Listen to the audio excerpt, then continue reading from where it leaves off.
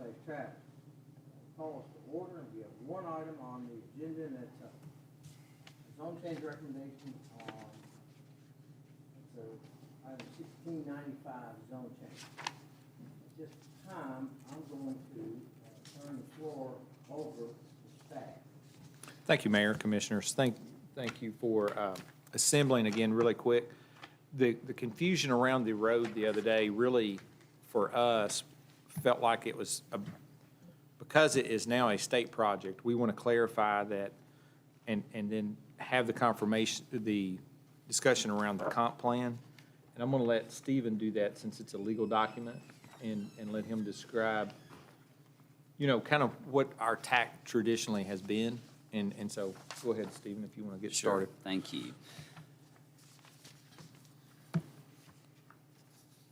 Based upon questions that were asked of me after the last regularly scheduled meeting of the Board of Commissioners, we thought it was necessary to publicly clarify some of the source of staff's recommendation regarding this particular zone change that was before you, and also to clarify the record or what staff perceives to be deficiencies in the record that are ripe for clarification.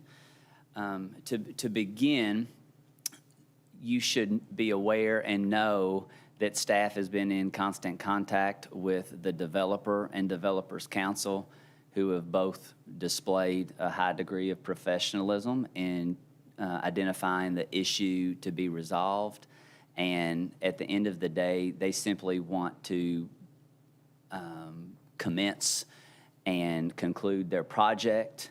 And they are aware of this proposed roadway and obviously want the zone change approved, but if necessary, are agreeable to certain terms outlining what we're about to go through. So with that being said, upon staff's review of any zone change recommendation, it is prudent upon us to review it for compliance with the comprehensive plan, so as to present it to you and to provide additional comments when necessary. A lot of these are cookie cutter, and however, the one before you is not for a certain amount of reasons that I'm going to go into now. I want to reiterate, the comprehensive plan is the community's document, and it's not the City of Danville's document.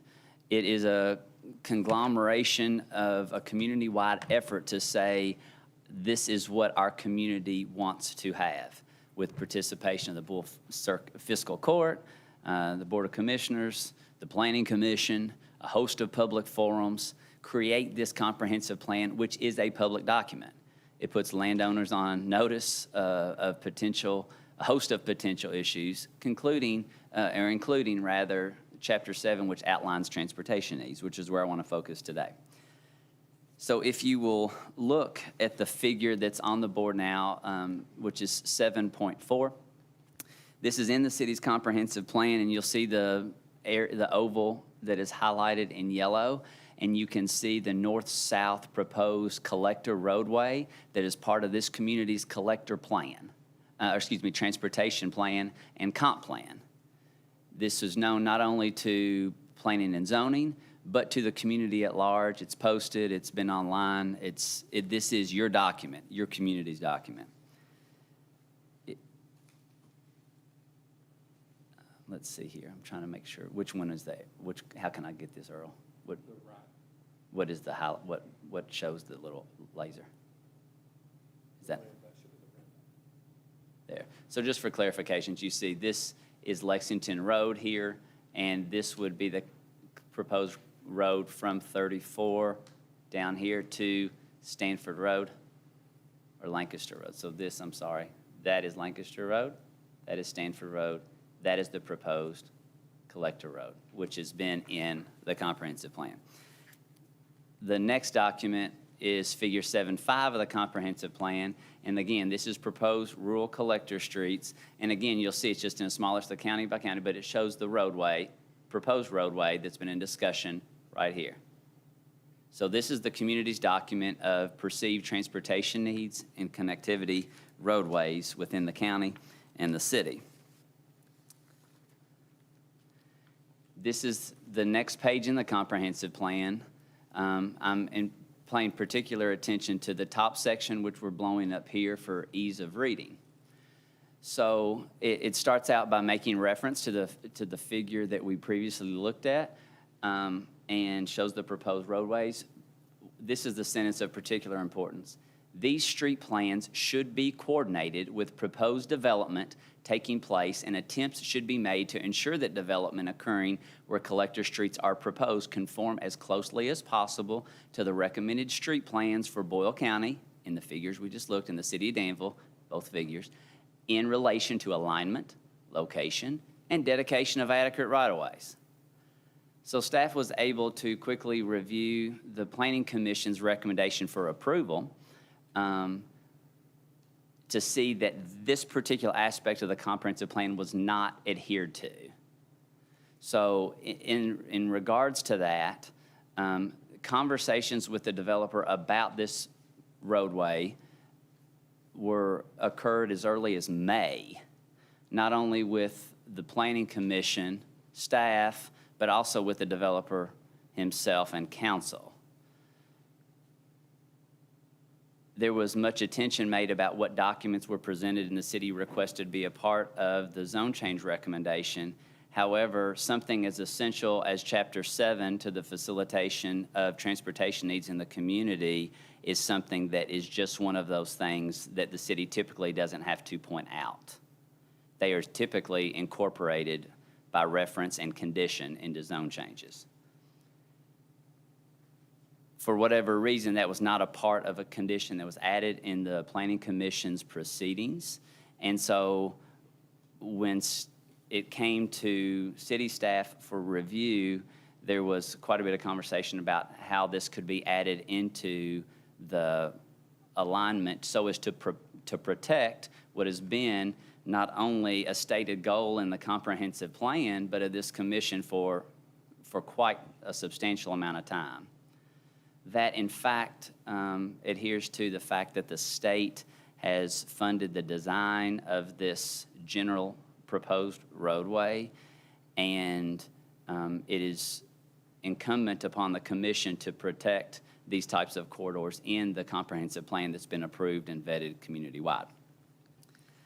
So because of the confusion surrounding the roadway and what occurred at the last meeting,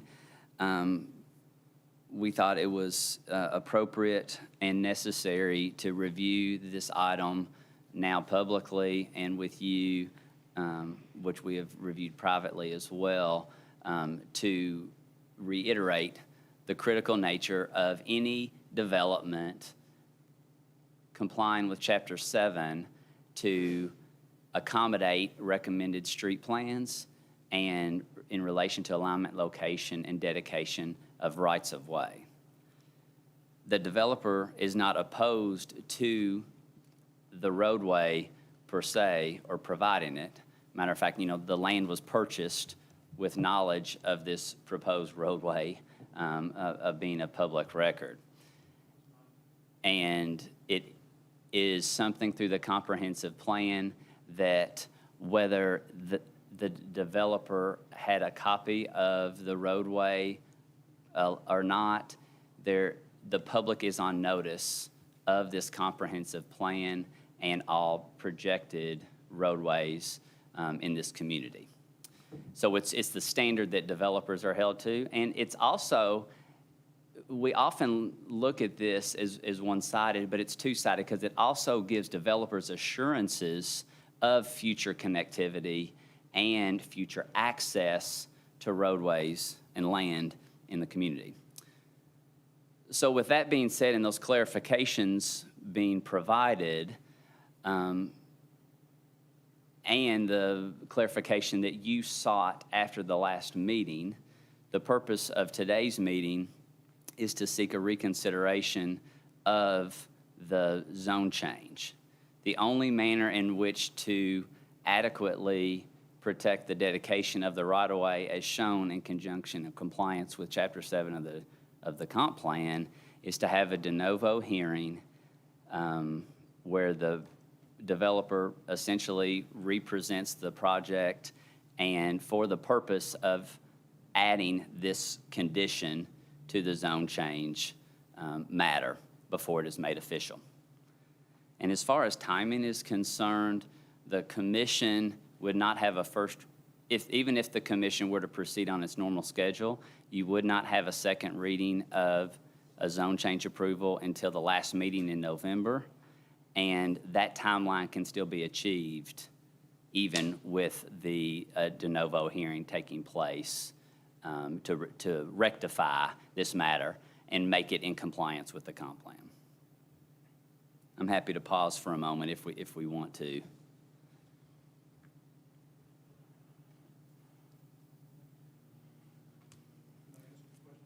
No, sir. This is not a public hearing, sir. This is not a public hearing. Mr., I'm going to ask that you be removed, sir, if you cannot keep your mouth quiet.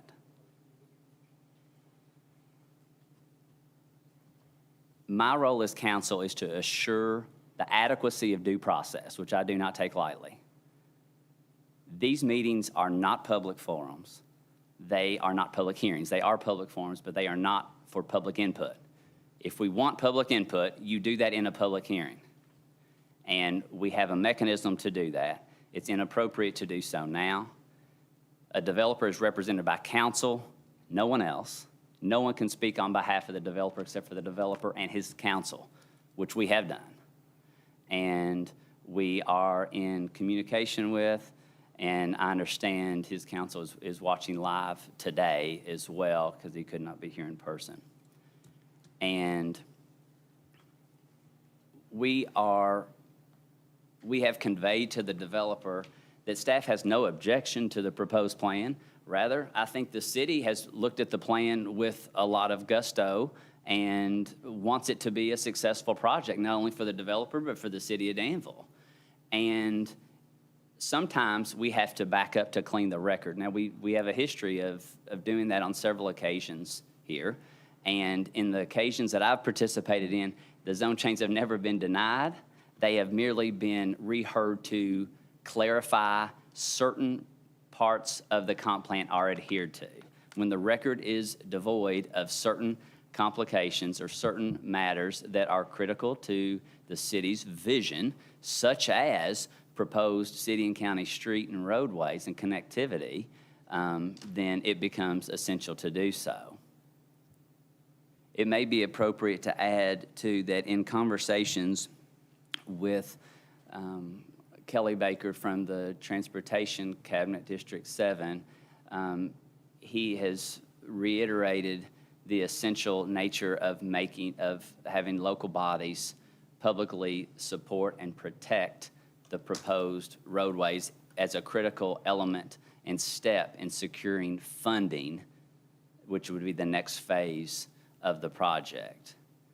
As they prioritize projects, heavy consideration is given to local support and an action on this matter to protect what the state is already investing significant dollars into design would be seen as an effort by the commission to publicly support their endeavors to create an additional roadway, which with the city of Danville is obviously lacking a north-south corridor, which this would provide.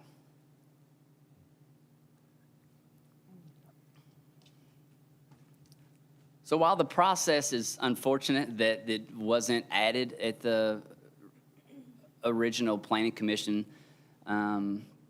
process, I believe the developer, if it was included, would have included it as a condition. I'm confident of that.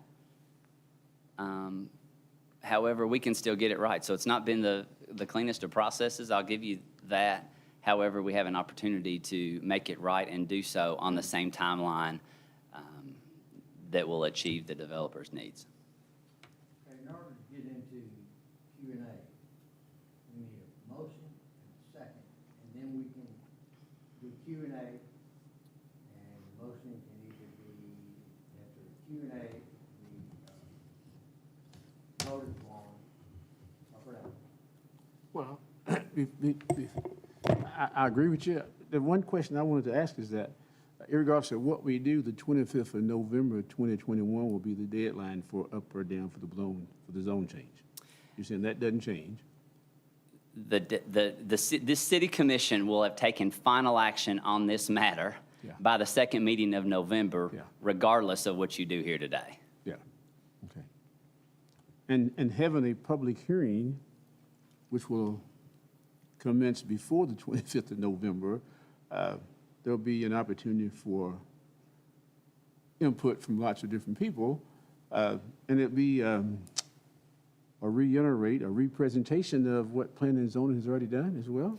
At the new hearing, you would be acting just like the planning commission at that time. So the developer would be present to present their zone change, and then any public comment, either for or against, could be presented at that. And afterwards, you would take the matter and make your decision whether you, again, approve it or reject it with certain conditions. Sure. So at that time, it would be our goal, should you decide to proceed with the de novo hearing, that the developer had already agreed to 3 conditions.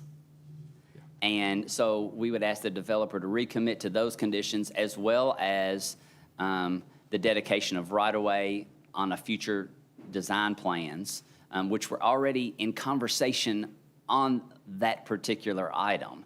I'm confident to say that should you decide to have a new hearing, that the developer and staff will have worked out language prior to that hearing on what would be agreeable between the two parties, as there is already a large consensus on what that would include. Well, Mr. Mayor, I am prepared to make a motion to get a Q&A session started between the 3 of us and anybody else. So I sort of prepared something, so. I move to have a de novo hearing on the proposed zone change as quickly as allowed by law. And it's due to the fact that the underlying proceedings failed to account for future transportation needs, proposed streets, and connectivity as required by Chapter 7 of the Comprehensive Plan, particularly a north-south connector. That's your motion, sir? Yes. Motion, do I hear a second? And then we can talk about it? Yeah. I'll second to talk about it. We are in the Q&A.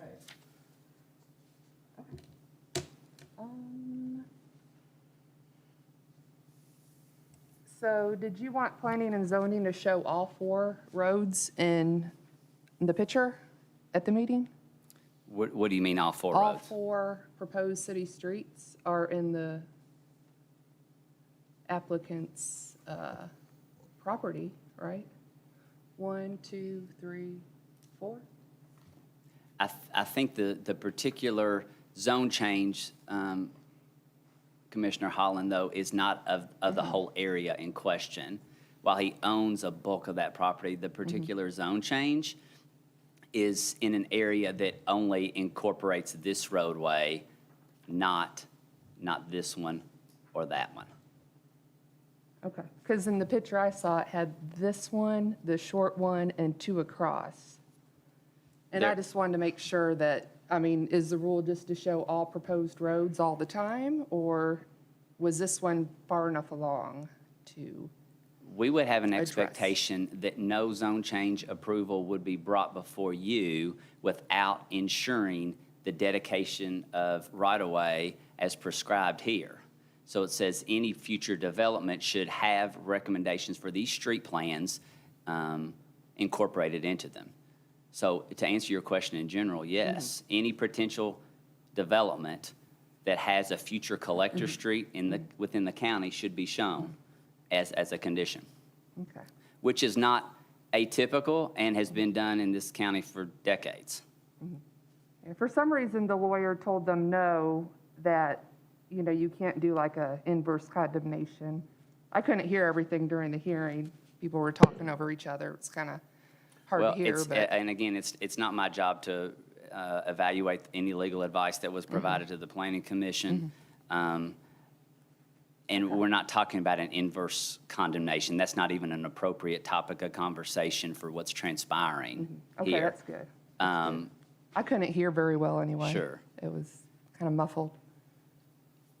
I mean, the city's not talking about condemning any property for right-of-way here, and that would be a dramatic step that would not even occur until this, first of all, this is a state project. So state acquires the right-of-way, not the city of Danville. So if a condemnation were to take place, it would be by the Commonwealth of Kentucky Transportation Cabinet, not the city of Danville. Does the state even adhere to any planning and zoning, or are they exempt? Does what? Does the state have to adhere to planning and zoning rules, or are they exempt when they want to do something? If the state wants to build a roadway in conjunction with these proposals, then they don't have to seek any approval by the planning commission. I didn't think so. Yeah, I just didn't know. yeah, Okay. sure. It's good to have that information explained, because there are folks watching. Okay. And I guess the other thing I'd like to say is that I voted to move the zone change forward at our last meeting. And that's probably still where I sit. But also, I think it's important for me that because of the quote-unquote confusion that's going on around this, not any confusion being presented by the developer, the owner of the property, but the confusion is that our lack of understanding about all this proposed stuff is why I'm advocating for the de novo hearing. I think at that point, anyone and everyone who has a position or a statement or concern about this proposal can at that time come forward, and then I will hear everything being presented at one time by everyone who's in attendance who are participating.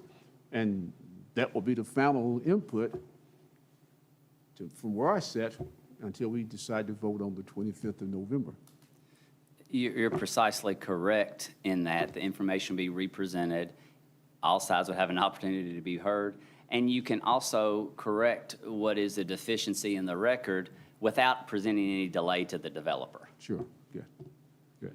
Yeah, and let me make one comment. I do think the idea of the condemnation, as you described it, what's the word you used? Inverse condemnation. Inverse Or condemnation. reverse, or- That is, Maybe it's reverse. I don't know. that's just that is a far reach for someone to ascertain the implementation of a community's comp plan to something using that phrase. I don't understand why someone would use that phrase when you're talking about the actual implementation of a comprehensive plan. It's just, to me, it's a foreign subject. I don't understand that, but that aside, I don't know. Well, and in regards to this, when we talk about equality of process, we have developers all over this county who have developed roadways, developed properties in conjunction with this proposal. And for decades, developers have been required to build roads that will exercise connectivity in the future. That's largely to their benefit to enhance connectivity and road frontage, but also for the community to have a larger design. And so that's the purpose of the maps. They are a public document. Developers are on notice, as the public is on notice. The community's on notice through adoption of this comprehensive plan. It's a community plan. It's not your plan. It's not the city's plan. It's not any particular commissioner's or manager's roadway. It's the community's plan that's been vetted and proposed by a host of people and participants.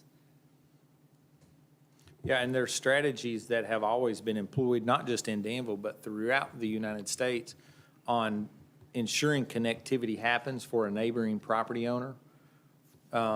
Oftentimes, we get comments from property owners as development plans are filed, wanting to ensure that their property has right-of-way access when a project happens. And I think that's as it relates to the comp plan, that's what's at play here. I'm kind of like JH. I kind of probably sit about the same, but it is always good to have everybody's vocalization. I was disappointed. If there's a new hearing, I think the planning director, applicant needs to be here, if at all possible. Oh, well, that's With plenty of forewarning. At the. And this does that, so the Right. applicant can speak and Oh, the applicant will present. Oh, great, The applicant okay. will present. Now, the planning director won't, but because you serve as the planning commission. I'm following you now. So, and I've talked to Mr. Hunter about the process, which he's aware of and comfortable with, and actually prefers that it be done in this manner anyway. So when matters are reheard, I will assist the process by setting up people's roles, and it would be as simple as this. We would introduce the matter, the mayor would. We would call the developer and council to present their plan, and they would present their plan. We would talk about conditions, and then people would speak for or against, and we would take records and minutes, and then you would vote. And upon an affirmative vote, then I would prepare the first and second reading of the ordinance for your passage. I mean, it's just that simple. But at a de novo hearing, you are the planning commission. Let me ask you a question. At this de novo hearing, since we're at, it seems the only difference will be the insertion of the developer's willingness to grant the right-of-way for the proposed state highway. No, that's where it's confused, and I think that's what's contributed to the confusion. Well, let me little say, bit. just, it is a rehearing. The purpose of the rehearing is to add this condition. However, it is a new hearing. We're not interested in, unless this commission takes it that direction, I'm not interested in rehearing the whole thing. Because the whole thing has been kosher up to this point, except for the omission of the insertion of right-of-way. Right, so to your point, it's a perfunctory task of a mere presentation, and then they, in their presentation, can submit a list of conditions, one of which that we hope to have negotiated prior to the hearing. And when presented, there may not even be any public comment for or against, and then you simply take a vote. It's not a long, drawn-out process. You're saying you're only interested in having a hearing to resolve this one deficiency. And I get your saying, we can't have a hearing just on this one little issue, but the point of the hearing is to add that issue, let's be clear.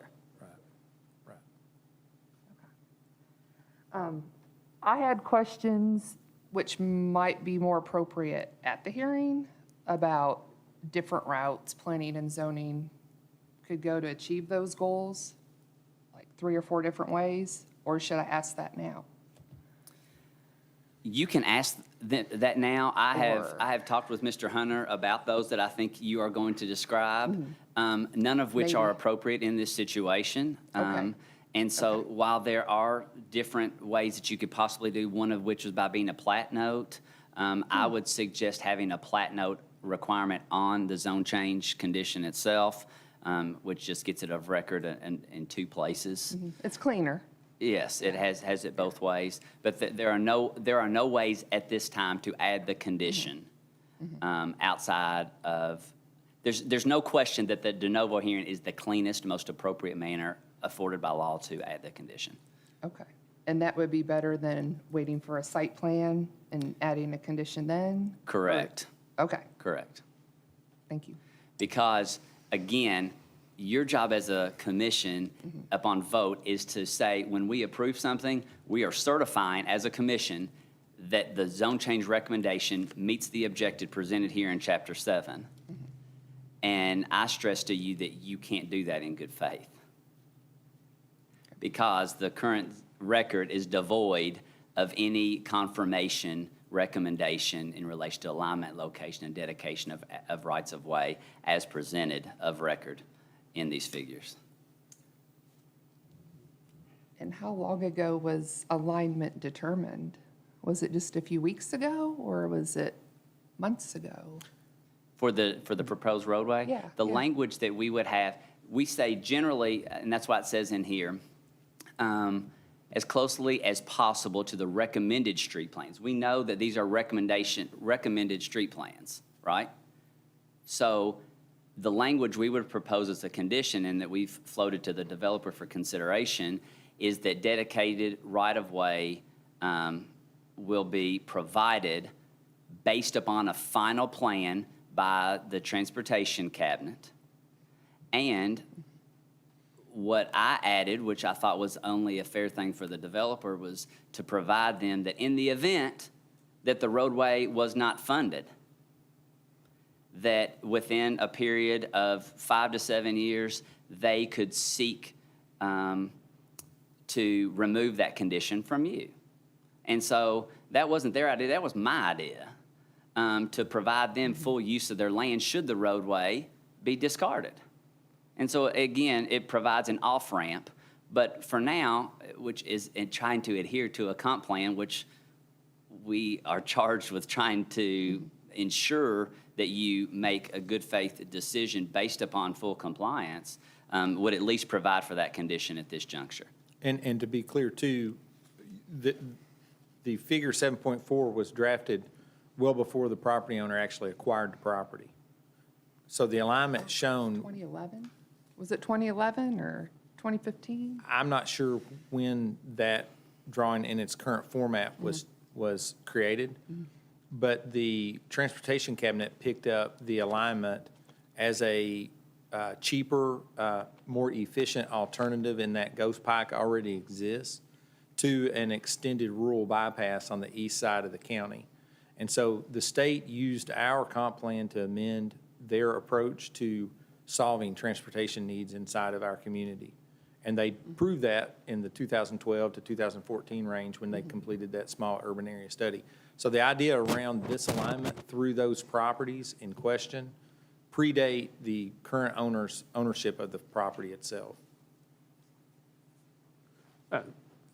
Another point of information.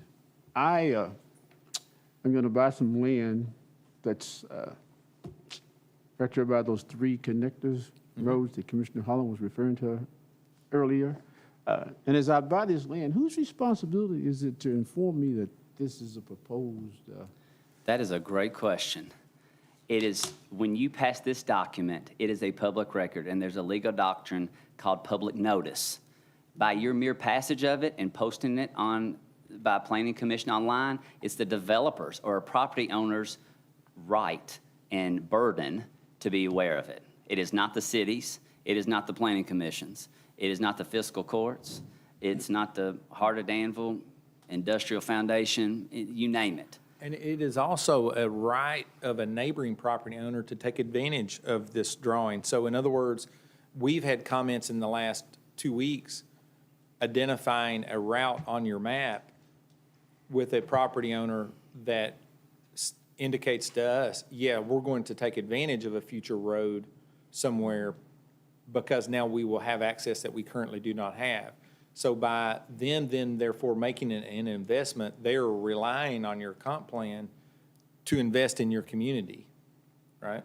And if I can give you another example, if you purchase land in this area, downtown Danville, it's not going to say in your deed that you're in a historic national or a historic district. But if you purchase land in this area, you are subject to a book of regulations for any types of architectural maintenance or repairs to your building. You are charged with not public notice that you have to adhere to certain rules and regulations based upon the governmental designation of a historic district. Well, the same process applies to this comprehensive plan. And then the last comment or question I'd like to make is that somehow as a commission, we're going to need to recommend to staff and to planning and zoning, which to me is still a part of staff, a procedure to follow that will prevent these types of things from coming to the commission at this. I concur wholeheartedly, and I think the first step of that is what you do here today. If you have a rehearing, it sends a message to the Planning Commission of you have an expectation that Chapter 7 will be adhered to in all future actions. Okay. And let's be clear to this point too, the Planning Commission is responsible for regulatory matters of the comprehensive plan. It's not the City of Danville's staff's responsibility at the Planning Commission level to ensure that not only this chapter, but other chapters are adhered to. You have spoken, the fiscal court has spoken in adoption of a comprehensive plan that says for planning and zoning issues within our community, our expectation is found in this document.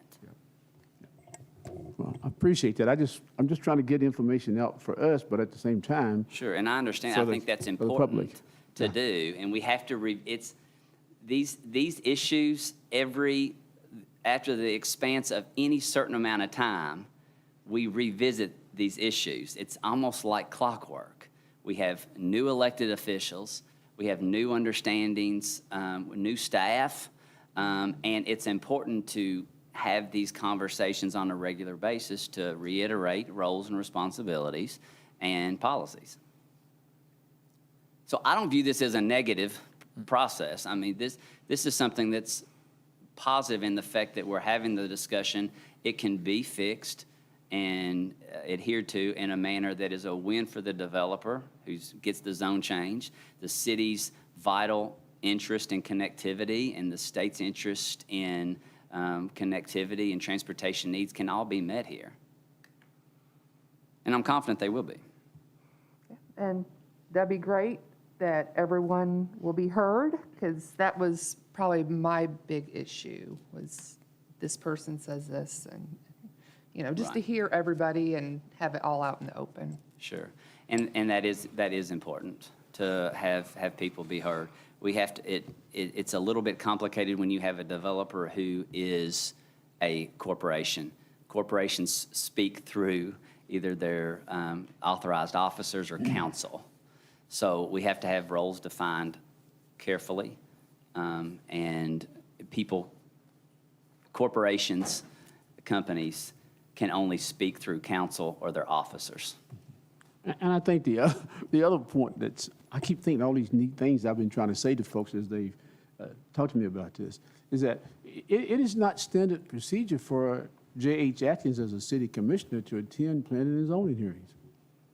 And the reason is that, this is an example, when the planning and zoning presents something that comes to us in final state, then we have to try to pass present or pass it with an unbiased position without having a previous position about the issue. That's why I try to stay away from a lot of things.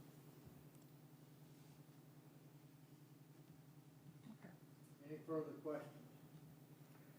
I guess not necessarily about this, but in doing all this study and different emails like I had gotten from Earl, I looked up the MAPS program, and Steve brought it up in the hearing, and it sounds like it takes a long time, the KRS 100 MAPS program. But I looked it up and read it, and that's a way the city can reserve right away for other things in the future, and I'd love for that to be explored. I'll give it to y'all so you can read it. And as we that work on can, the that can be done. Yeah. The thing that is challenging about that is that the city actually needs to have plans for that. So if we have master plans for those types of things, that's fine, but does the city Gotcha. want to go to the expense? This is the cheaper way of achieving Right. that. You have done that, I would It's garner. cleaner, yeah. But you've added it, it's in the comprehensive plan for the reason that you just espouse, but that manner requires a lot of energy and expense on behalf of the city, which the comprehensive plan already covers. Yeah, this is significantly, so if you're going to efficiency and cost, this process that communities, not just Danville, but communities employ to do those things is significantly cheaper and significantly more efficient than doing the alternative. So like if you're going to scale those, you would say this is a level 10 more efficient versus a level 2 in terms of less efficient. Yeah, for the I agree with alternative. that in this situation. But when I read about it, and I'll share, and you know, Josh might work on it, it would be awesome for the Parks and Rec expansion where we have plans as a city. For trail connectivity is, Reserve a spot for a splash pad or trail. It's all listed. So I hope that'll be explored. I wasn't real familiar with it until Steve brought it up and you had emailed about it. So I hope we utilize that in the future, but it sounds like that would not be the most efficient route for this particular situation. Yeah, and I agree, and I think, and maybe as the Parks Master Plan is developed, that may be something that's looked at. But just as a reminder, the Commonwealth of Kentucky Transportation Cabinet is investing $2 million in the development of design specifications for this project, or they've allocated it for it. Was So it for- 2.1? Yeah, 2.1? Okay. somewhere in that neighborhood. So you're not talking about a cheap endeavor, to develop specified plans for roadways. Okay. Well, I guess I'll call for the question. If you recall, all in favor of the motion, signify by saying aye. Aye. Aye. Opposed, like sign. Motion carries. The no vote hearing will occur when? Staff would like to propose that it occur on the 17th of November. In discussions with council, he requested that based upon their travel schedule, they are going to be in town on the 16th and have plans to travel on the 17th, would ask that the meeting be held at 9 or 10 o'clock on the 17th. What day of the week is that? That's a Wednesday, so we could schedule that for 9 a.m. Okay. Yep. I appreciate you working with the applicant to make sure everybody can be there. So, okay. Mr. City Manager, I think we give you enough time considering you're gonna be in other communities. It will, the city clerk is already working on the administrative requirements to comply with the 17th. And I should note too, of the coordination that Steve Hunter and his office is assisting the city in making sure that the notices are done in a manner that's compliant, since they administratively do that on a consistent basis. And we would also propose, just so you know, and for the sake of public record, and that I've discussed with council, that after the special called meeting for the hearing on the 17th, that we follow that up with a meeting on the 19th for the first reading of a zone change ordinance, which would be Friday, and then have a second reading at your regularly scheduled meeting on the 22nd to meet the timeline. So the meeting on the 19th, you could have a little bit more flexibility on the time. And you could do that at your all's leisure throughout that morning. Or lunch even. You could do that at noon. Sure. Or you would have some flexibility on that. So we would take your advice on when you would like to have that meeting that day. On the 17th at 9 o'clock, and that's when we'll hear all the presentations, all the evidence, right? Correct. Okay. And then on the 19th, we would ask for a brief meeting for a first reading of the ordinance, and that's where we could have some flexibility as far as when it's timing. We can do it first thing in the morning, or we could do it at noon. And this is a naive question. So the public can also speak, like at a planning and zoning meeting, for or Absolutely. against? Absolutely. Okay, There will be wonderful. Okay. a time for that. Okay.